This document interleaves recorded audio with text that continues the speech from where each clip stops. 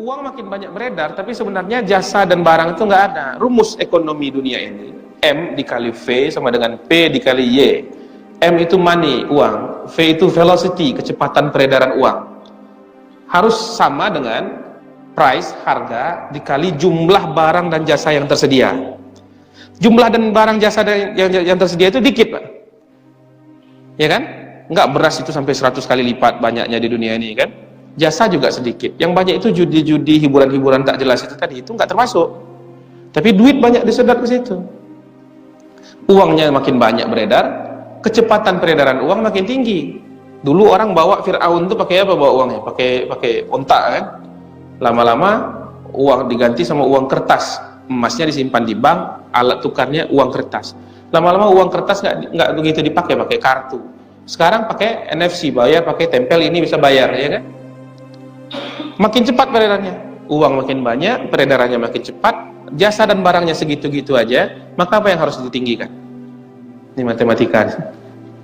Harga, itulah sebabnya inflasi terus-menerus, harga naik terus, karena banyak hal-hal ini tersedot ke sektor non-real, sektor yang nggak ada, sektor hiburan, olahraga, dan itu tidak real.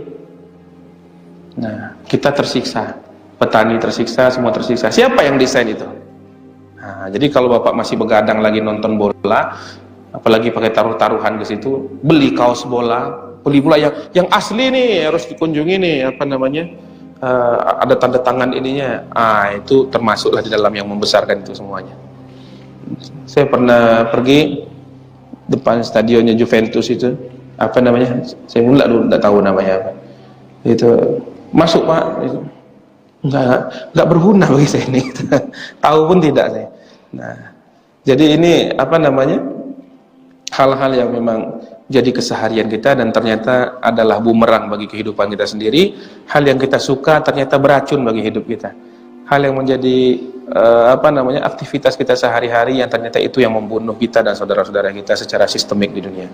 Maka mudah-mudahan ini sekedar pembuka wacana saja. Terakhir sekali ingin saya sampaikan, di akhir ayat yang ketujuh ini Allah katakan, wa iza ja wa'dul akhirah, kalau datang masa kerusakan yang kedua, dan kita meyakini bahwa masa yang kedua Yahudi merusak di muka bumi itu sekarang.